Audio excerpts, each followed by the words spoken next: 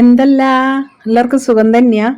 അപ്പം നമ്മൾ ഇന്നൊരു ഇളവനെ കൊണ്ടൊരു ചട്നി നല്ല ഭംഗിയില്ലേ കാണാൻ, അതേപോലെ തന്നെ അടിപൊളി ടേസ്റ്റാണ് കേട്ടോ.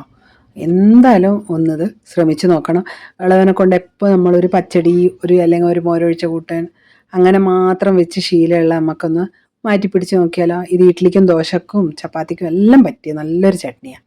അപ്പോൾ ഇതെങ്ങനെയാണ് ഉണ്ടാക്കുന്നത്, ഇതിനെന്തെല്ലാം വേണ്ടതെന്ന് നോക്കാം. അതിനായിട്ട് ഞാനിപ്പോൾ ഒരു 1/2 കിലോ ഇളവൻ കണ്ടില്ലേ, മുറിച്ചിട്ട് തോലെല്ലാം നീക്കി മുറിച്ചിട്ട് എടുത്ത് വെച്ചിട്ടുണ്ട്. ഇതിനി നമുക്കൊരു കുക്കറിലിട്ട് കൊടുക്കാം. കുക്കറിലിട്ട് കൊടുത്തിട്ട് 1/2 കിലോ കൊണ്ടുണ്ടാക്കിയ 2 നേരത്തേക്കാണ് ഇതിപ്പോൾ.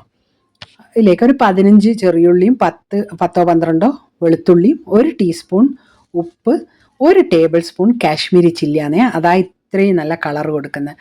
പിന്നെ ഞാൻ ചേർക്കുന്നത് 4 തക്കാളി, വേറെ പുളിയൊന്നും ചേർക്കുന്നില്ല കേട്ടോ. അപ്പോൾ ഈ തക്കാളി മുറിച്ചിട്ടിട്ട് നമുക്കിതിലേക്ക് ഇട്ട് കൊടുക്കാം.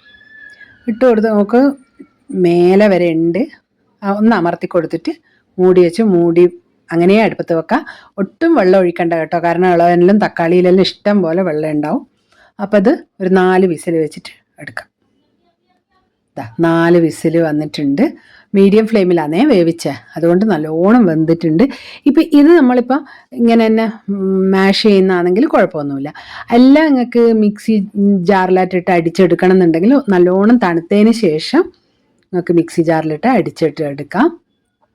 പിന്നെ ഇതിപ്പോൾ പിറ്റേ ദിവസത്തേക്കെല്ലാം വെക്കുന്നവരുണ്ട്. അങ്ങനെയാണെങ്കിൽ കുറച്ച് പുളിയും കൂടി ചേർത്തോളേ. ഞാനിപ്പോൾ 2 നേരം രാവിലെയും രാത്രിയും വേണ്ടിയിട്ട് ഉണ്ടാക്കിയതാണ്. അപ്പോൾ അതാ നല്ലോണം അടിച്ചെടുത്തിട്ടുണ്ട്.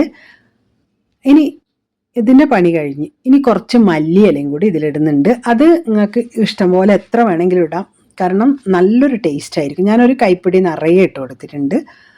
അപ്പോൾ അത് ഒന്നും കൂടി നല്ലോണം ആ ചൂടുള്ള ഈ ചട്നി കിടന്നിട്ട് നല്ലോണം ഒന്ന് അതിൻ്റെ മണം എല്ലായിടെയും എത്തുന്ന വരെ നല്ലോണം ഒന്ന് മാഷ് ചെയ്ത് കൊടുക്കാം. ഇനി ഇത് നമുക്കൊരു വേറൊരു പാത്രത്തിലേക്ക് മാറ്റാം, എന്നിട്ട് താളിച്ചൊഴിക്കണം. അപ്പോൾ താളിക്കാനായിട്ട് ഒരു കടായി അടുപ്പത്ത് വെച്ചിട്ടുണ്ട്.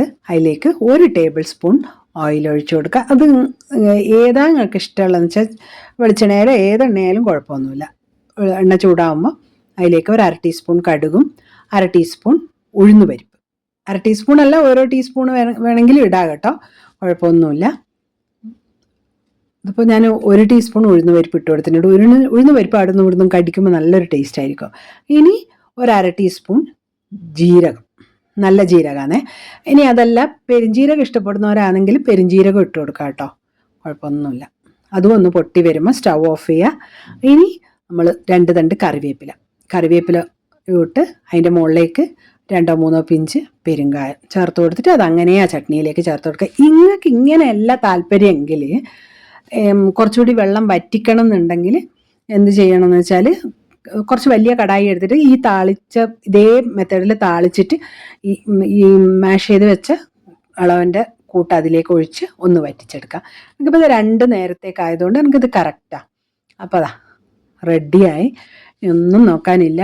ഇഡ്ഡലി ആയാലും ദോശ ആയാലും ചപ്പാത്തി ആയാലും ചോറിനും നല്ലോണം പോകും. നല്ല അടിപൊളി ടേസ്റ്റാണ്. എല്ലാവരും ഉണ്ടാക്കി കഴിച്ചു നോക്കി അഭിപ്രായം അറിയിക്കാൻ മറക്കണ്ട. അടുത്ത ആഴ്ച കാണുന്നത് വരെ താങ്ക് യു.